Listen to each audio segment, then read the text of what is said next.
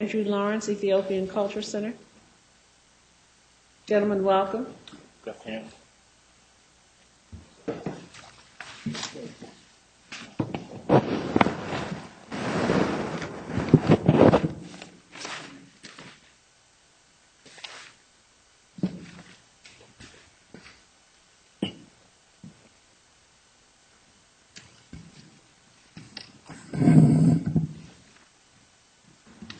Good afternoon.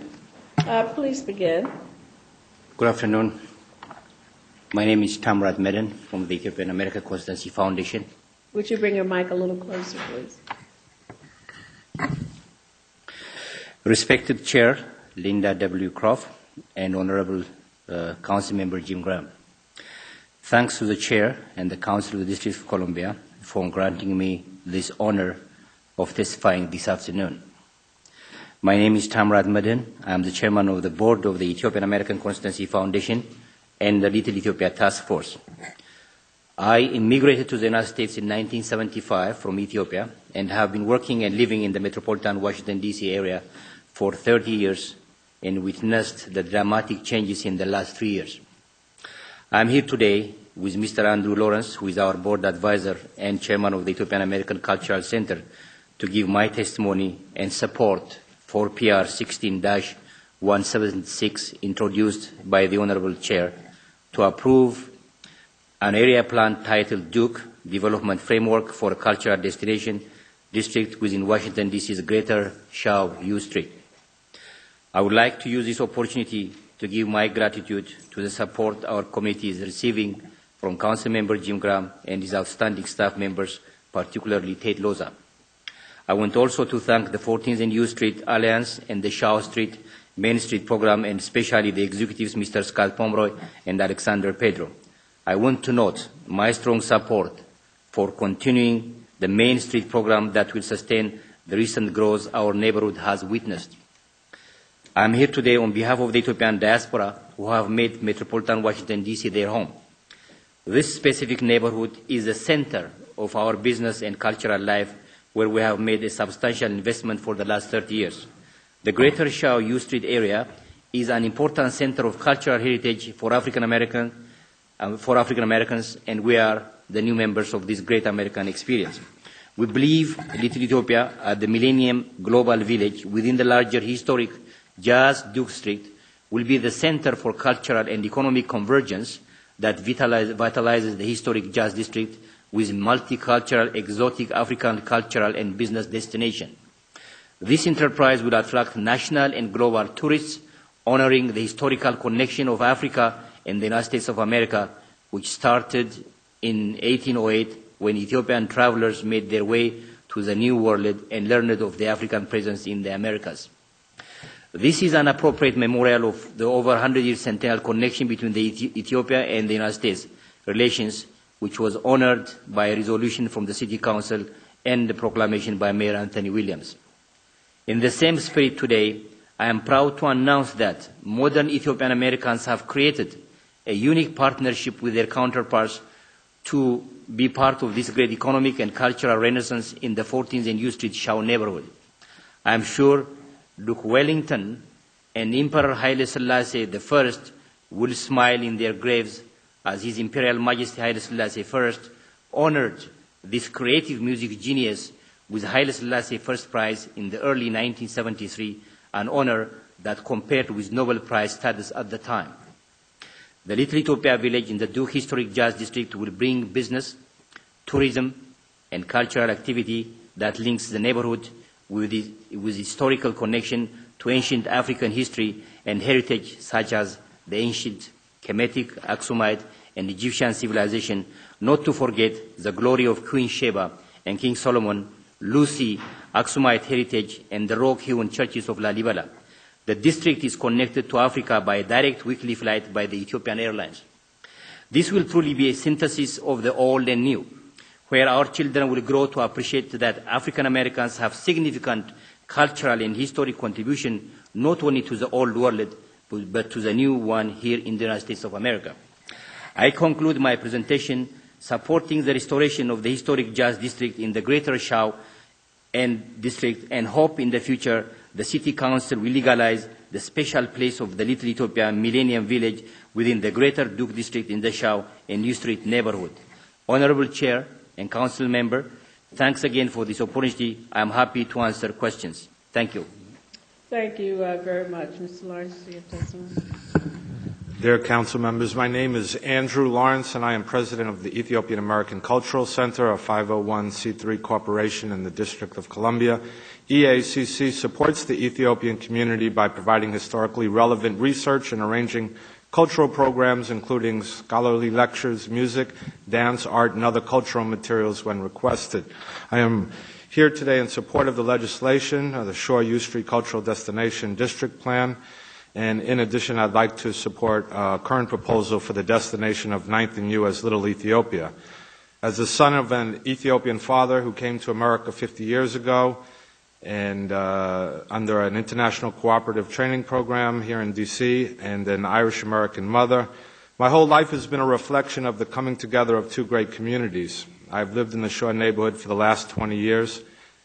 And I just wanted to give you a little background information. That's what I do culturally, because the area is doing their research right now, and I realize that Ethiopian and African American relations go back very far, and not many people are aware of it. As Tamrat mentioned, the Abyssinian Baptist Church in New York actually began when Ethiopian merchants came to New York and were invited by the African American community to attend church services. Upon discovering the church was segregated, the Ethiopians convinced the African Americans to build a church of their own.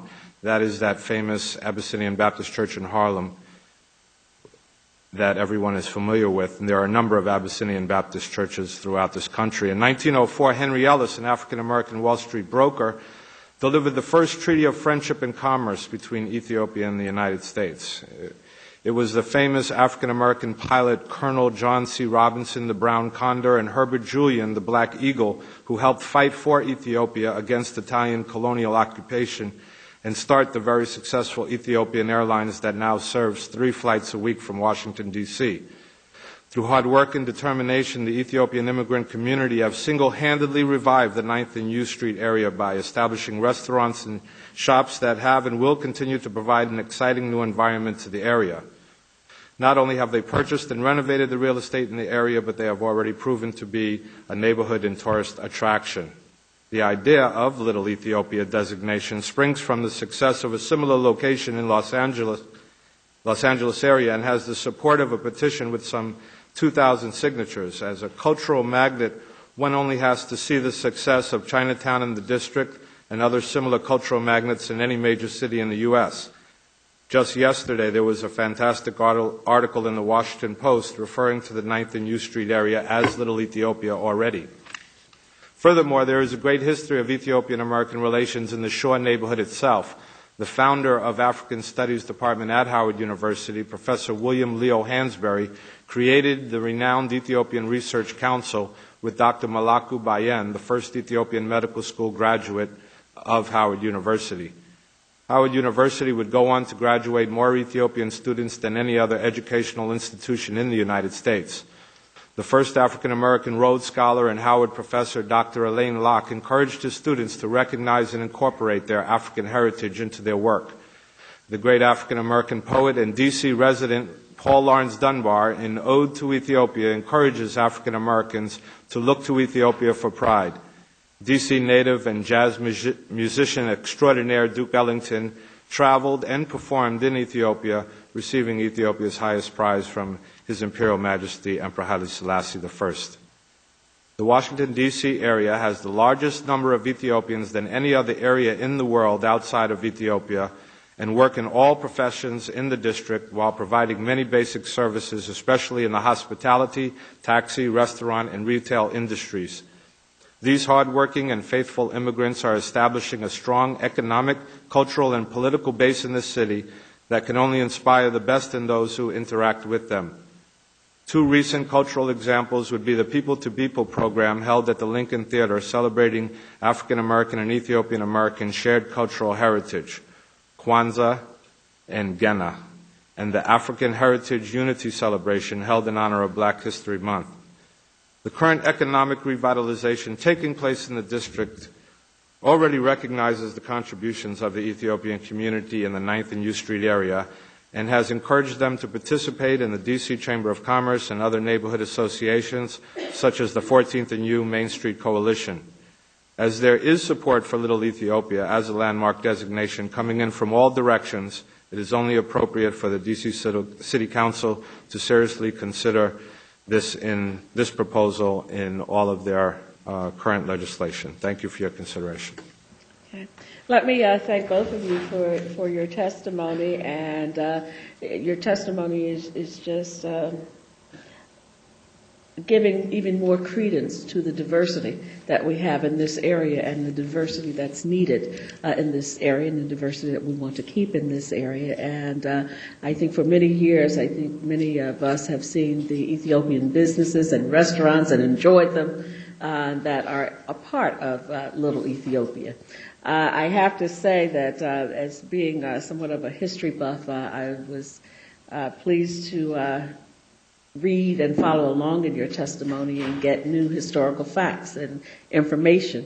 I always like to receive new data that I can add to my bank of information. And also, my colleague Jim Graham from Ward 1 has been trying for so long to get a gift from Haile Selassie that happens to be in my office as chair of the council, but it will be kept there. And I invite you sometime to come and see some wonderful elephant tusks that were presented to the District of Columbia by Haile Selassie when he was here. And I am the keeper of that for the district government and for the council of the District of Columbia. But welcome, and thank you so very much for your testimony. Mr. Graham? Well, thank you very much, Madam Chair. And we want you to continue to be the keeper, of the elephant tusks from Emperor Haile Selassie. I just know that we're working together to see if we can't get an appropriate display case for the tusks so that people can enjoy them. I think what we have here, presented most eloquently by both of our witnesses, whose friendship I really value, is an expression of interest in greater visibility, greater engagement by a community that is already very visible and already very engaged. And of course, at the top of that list are the restaurants, there's no doubt about that. But there's so many other ways in which Ethiopians contribute to the well-being of our neighborhoods in Ward 1 and throughout the city. And indeed, the whole African experience is something that, I know we could do a much better job, of recognizing and involving. I appreciate your testimony. I think it's a very appropriate testimony that you raised the issue that you have raised. I think, as you know, we have some community development to occur here. We've got to work with some of the community organizations. We've got to present the idea to them and give them the reasons for the idea and what it represents. And I think that if we can do that in an effective way, we will have support for Little Ethiopia in this neighborhood. So I appreciate very much your testimony. I do want to say I continue to be concerned about the Ethiopian Community Center at 3308 Georgia.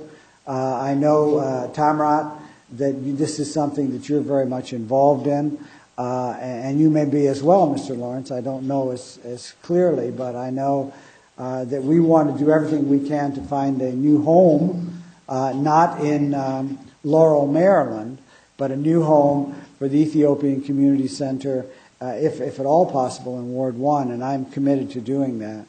And so I very much appreciate your testimony. Thank you. Thank you.